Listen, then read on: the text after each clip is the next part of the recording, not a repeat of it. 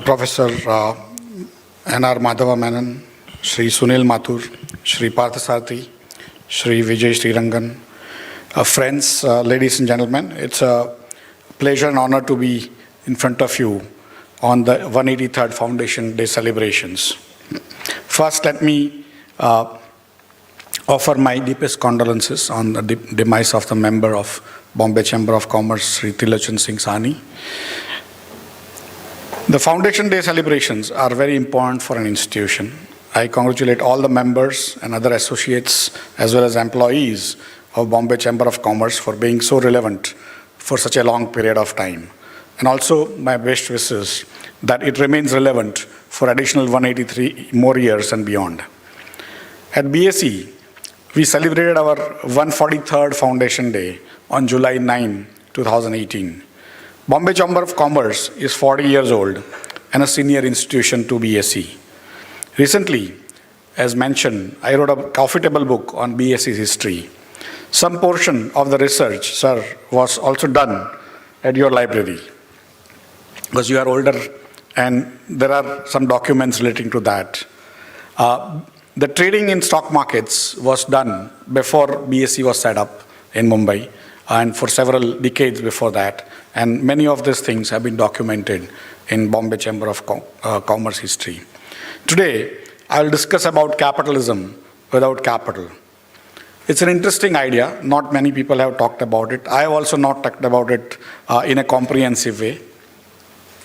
And so this is my first time exploring this idea of capitalism without capital. I hope you will like it. Large part of the talk is about the history of economics. In the way I understand it, I create stories, many of them may not be true. A small portion, but more important, is about the future the way I expect it. It may not come out to be true either. If some of you feel that I've hurt your religious or other feelings in some way by my talk, I beg your pardon beforehand, as a purpose is to create a cogent story and not to diminish anything or anyone's prestige in any way. Broadly, I'll try to cover 5 ideas into one. One is the concept of elites in a society.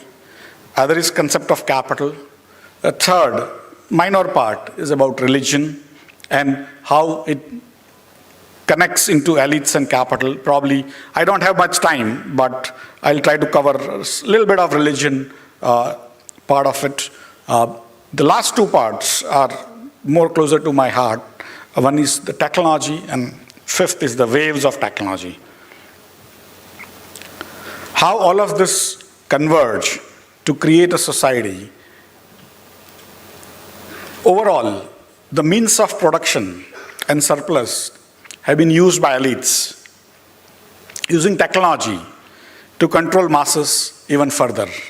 In olden societies, there were many ways to control the poor masses for the benefits of the elites. And history of mankind is basically about cruelty and exploitation throughout its history.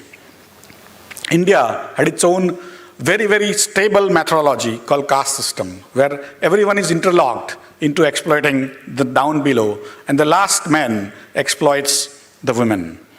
And that's where we had a very stable system, and if things had gone into what they call intermediation, those issues would never have been solved.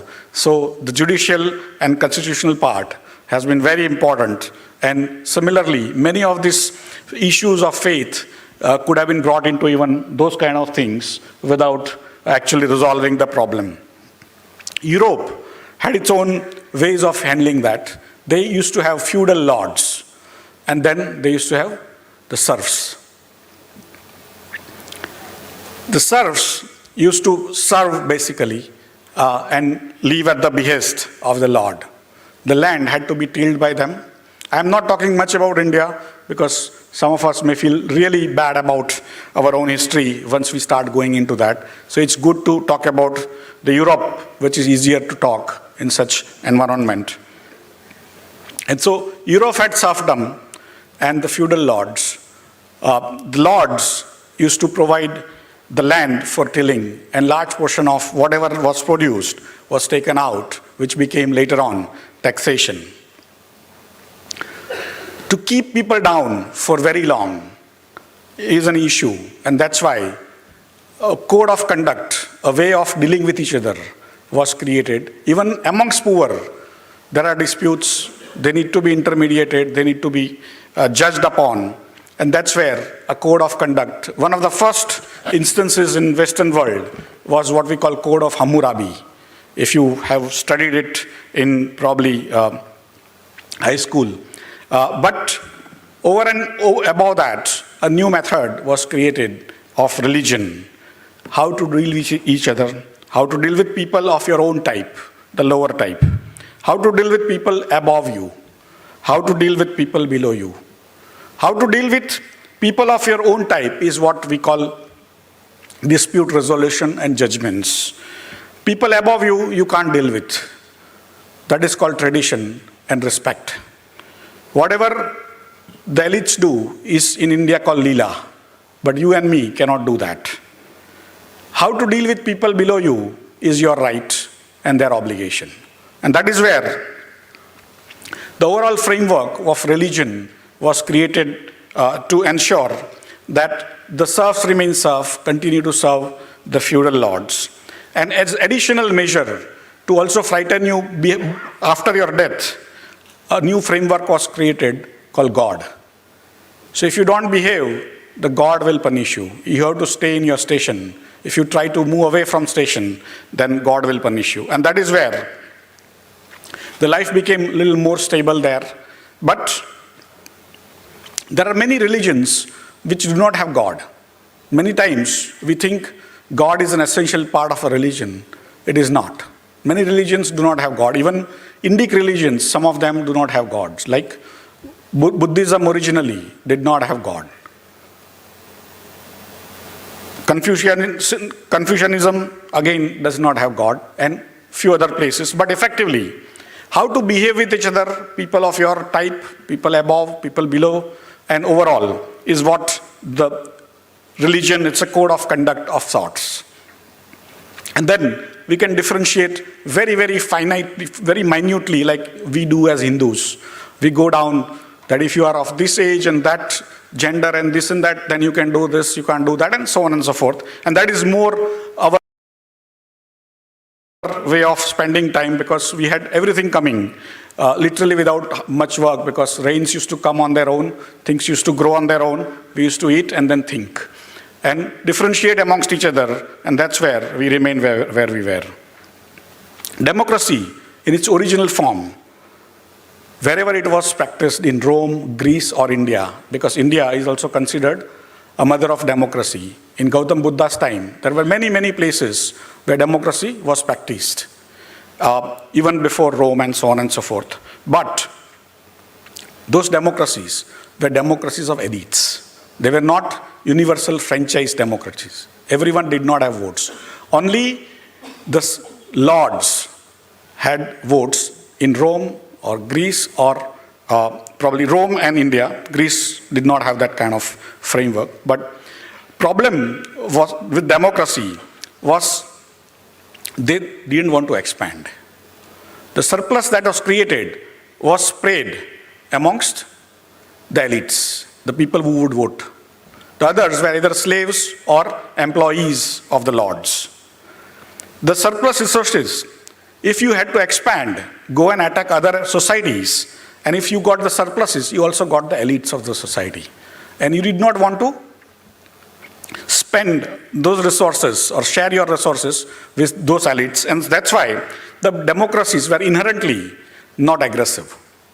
On the other side, the king framework, king-based system, wanted to expand because all the surpluses used to accrue to one single person or his family or her family. And that is where all the additional surpluses, even one more grain of rice, if you could accrue, you would go and attack the other society. And that's where the king system, which were basically inherently attacking type, and the democracies, which were inherently defensive type, the king systems actually won. And that is where the system actually stabilized over a period. Old system in Europe, in a way, was agrarian, feudal, as I said. It had its own problems. The French Revolution changed things marginally. The elites, earlier elites, some of them were killed, some of them became the leaders of the new revolution, and some of the proletariat became the new bourgeois, and that's where, again, the same framework with newer people started in France as well as the rest of the Europe. India got its own new framework in the form of zamindars, which were set up by British Raj to oppose the earlier kings, the Rajas or the Nawabs.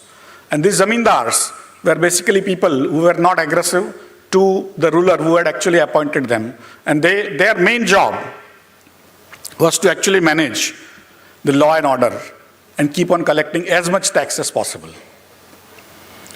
Law and order is a very interesting part in society, that if that is there, you don't care as a ruler. If you can maintain law and order, then everything is all right. Inter se, if two groups have a problem, be it. And that's what the British system actually worked on. Social structures with all the issues, all the problems within India continued. And Europe had its own moment of renaissance from within. Its industrial revolution came, and capitalism as a part of the industrialization came. The exploitation, which was basically distributed across villages, across each field of the feudal lords, became centralized in one place, in mills of Manchester, mills of London, and so on and so forth. And that is where exploitation became very visible in slums of Ireland, of UK, of every other places. And from rural distributed exploitation, it became very sort of in-your-face, city-based exploitation. There were two people, one guy called Karl Marx, another his friend called Engel, looked at it and were moved rightfully. They did not actually experience the agrarian exploitation, and they thought that capitalism is the reason why people are able to exploit other people, and very badly at that. And they created this concept of communism or socialism, which became very popular. And two sides became very apparent. The bourgeois, the people with money, people who work, people who eat on other people's work, and the proletariat who actually work came up. And socialism became very successful. There was a revolution in Russia, and that became hugely successful, probably not exactly successful, but they were very successful in marketing themselves to UK. And that time, after the revolution in Russia, there used to be many agents of Russia, either sleeping or otherwise, in UK, and telling about great successes Russia had achieved after becoming a socialist country. And many of our leaders of independence, including Mahatma Gandhi, Jawaharlal Nehru, Dadabhai Nauroji, you can name them, and almost all of them, including Ambedkar, they studied in UK. Other than Ambedkar, who went on scholarship from a king called Gayakwad of Baroda, everyone else was actually a child of rich people. Mahatma Gandhi's father was a prime minister in a state of Porbandar. People could not have gone to study in UK if their parents were not rich. And that is a fact. But those rich people were feeling disenfranchised. They did not have the right to exploit the same way as they were exploiting before the Britishers came. And so they were feeling bad that we are not having our independence to make our rules to exploit our people. How is it that the outsiders are exploiting our people? And that is where the Indian freedom movement became important when more and more people went there. But they also learned that Russia had a model which was absolutely imperative for India to follow, and that was socialism. So when India became independent, it was a very non-violent movement, which was a good thing.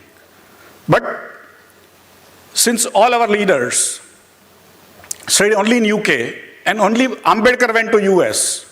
Ambedkar also studied US in Columbia, but he was like a minority of one. The rest was basically very much in love with socialism. And when I look back as a society, Ambedkar should have been the first to ask for socialism. He was asking for capitalism because he had experienced capitalism also.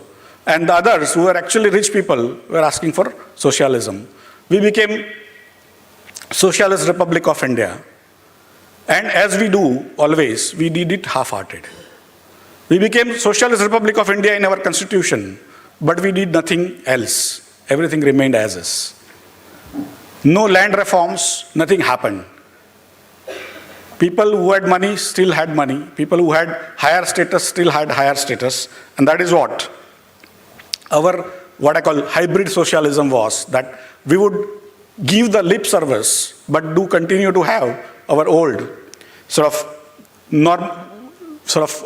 feudal system of India's own. And so that continued till 1991. In 91, we as a society had a serious issue of balance of payment crisis. And we opened up the license stuff and stuff like that. But we also had something called red tape. We opened up we became delicensed, but we continued the red tape. We continue to have that even now. In the process, a new framework came in called information technology. In 1750, when Britishers became largely the rulers of India, India used to have around 25% of world population. If you took Bangladesh, Pakistan, Myanmar, Sri Lanka and other places, we had around 25% of world population and 25% of world GDP. When Britishers went in 1950, broadly 200 years later, we had 2% of world GDP and around 17% of world population, 16 or 17% world population. We had lost 23 percentage points. Why? Because we missed out on a revolution called Industrial Revolution.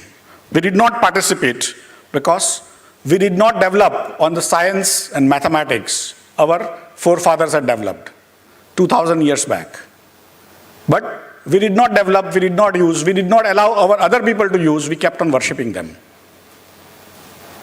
Now, in early 90s, a new framework came called information technology. Before that, we were a very inward-looking country. We did not want to deal with outsiders, and that also was a lesson our leaders had learned, that the Britishers came here to trade, and they made us slaves, so we should not trade. And that's where we became inward-looking. We were forced to go out because we had a balance of payment crisis. We did not do it voluntarily. We as a society, we don't do anything voluntarily. And that's where the technology, information technology came as a new wave. The new framework was coming in and Indians started going abroad. New need for engineers came up, lower cost engineers. And India, when I was studying till 1989, India used to produce around 500 engineers in computer science every year. In 1993-94, a huge wave of need for computers came in Western countries. And that's where every Indian started printing, and I'm joking, but every Indian started printing engineering certificates of universities at their home, because the new technology of Xerox machine came in. And all of our people started going there, and they actually learned, many of them learned on the job, and they became computer experts. But what it did is that it changed the world's perspective about India. When I used to go abroad till 91, in US, the news, or once in 15 days, you would get some news about India. Either there will be photograph of cows running on the road, or juggler juggling something on the road, and so on and so forth. Today, when you go to US, which is many of us do often, you see the stories about Indians taking away jobs from Americans. That is basically what has happened over the last 25 years. One single technology called information technology changed the world completely, thoroughly, transformationally, fundamentally. None of you over the last 15 years can now think, at least most of you would not have used mobile phones 20 years back.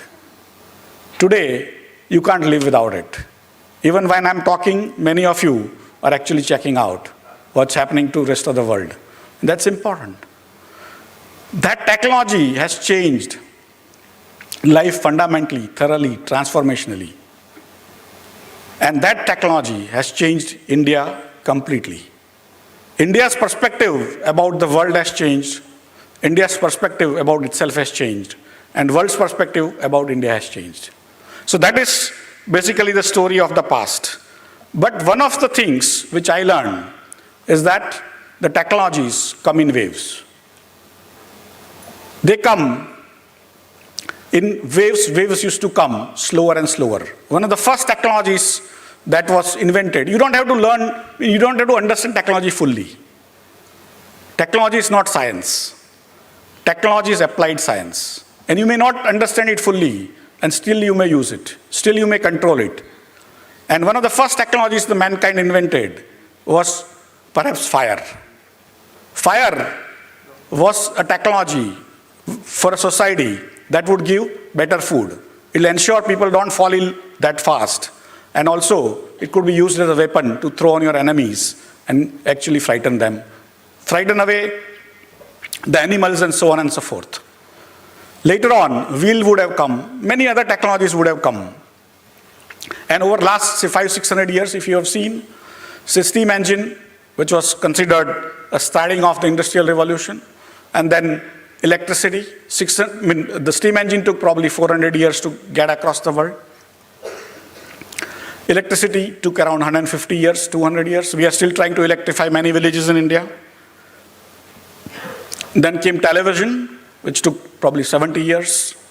A mobile phone, 30 years. A Facebook, 15 years. And every time this wave comes, it comes faster and faster and faster. If that is true, each wave gets you a GDP which is unbelievably large. Larger than all the past waves combined. If we were in 1750, 25% of world GDP, and we became 2% of world GDP, in 200 years, on a slow wave activity, what will happen to the next waves that are coming? The next 40 years, I have an hypothesis that around 20 such technologies are coming. At least I can think of 20 such technologies today. It could be many more. You might have heard of robotics. Many people think robots will take away jobs. That used to be true when mills were set up. Many people thought mills will take away jobs and nobody will be having any way to do things manually. But newer jobs came in. 3D printing is going to change life completely, thoroughly, fundamentally. You might be able to manufacture a car at home. You might be able to manufacture even a gun at home or a table at home. So why would you buy things from Flipkart? Of course, e-commerce is another technology. Holograms are going to make life easier for you to talk to each other in 3D. And drones, you can think of it 5 years back. Drones in India was a novelty. Today, a 10-year-old kid is able to make drone and do things with them. Space technology is going to again change life very fundamentally. Many of the new heroes, including Elon Musk and Bezos, are now into the space technology, including Branson. Artificial intelligence will be one of the most fundamental technologies changes, like information technology, big data, exoskeletons, where you and me can lift weights of 10,000 kilos and run at 100 kilometers per hour speed. Those kind of stuff is going to come. Virtual reality. For me, in next 20 years, many of us will spend more time in virtual reality than real reality. Wearable computers. Many of us are wearing computers. I am wearing one too. Apple Watch and whatever you might be wearing. But there will be also inside body computers. There are computers which will be moving around in your body, and they'll of course measure pressure, temperature, and the need for insulin and so on and so forth, and also when required, put in a little bit there. I wear one computer here, which is actually connected to my body inside, and it measures my sugar. I'm a diabetic. It measures my sugar every second and gives information to a sensor in my pocket. And of course, my wife gets to know immediately whether I'm eating sweets or not. She's a doctor. It is said that people will start living 150 years within next 30, 40 years. Good thing is that 150 years, if you live, it's a good thing for you. But imagine the young people. If you don't give up your house, what will happen to your children? They are hoping that you go away. Your wealth, they want to use. You are not going to vacate fast. You're going to have genetically modified agriculture. Already, Gujarat model of agriculture in cotton has given almost 10% year on year for last almost 15 years. Is purely on BT cotton. Genetically modified animals will come in of different shape, size, different ways of doing things. And of course, genetically modified humans will come. And this is all there in the realm of actually happening. I am not thinking about things which may not happen. As I said, India missed out on the Industrial Revolution, but it is there at the cusp with the rest of the world for the newer revolution, the infotech revolution, or what they call Industrial Revolution 4.0. I have two hypotheses. One is that more wealth will be created in next 40 years because waves are coming faster. Earlier wave was 300 years, then this wave is going to be 40 years. More wealth will be created in next 40 years than that has been created in last 10,000 years. If world GDP is today around $360 trillion, we'll be creating $360 trillion of more GDP over next 40 years. And that is a very large number. India's GDP today is around $2.5 trillion. India is 17% of world population, but around 22% of world's young people, because we are a young society. Who can learn newer things? Young people can learn newer things, who are forward-looking, not backward-looking. There are young societies, not as large as ours, but those societies look back. Our society is poor, but is looking forward. And that is where I get a huge hope that next 40 years, India will suddenly participate in this new wave and create more wealth that has been created, more wealth than that has been created over the last 10,000 years in India.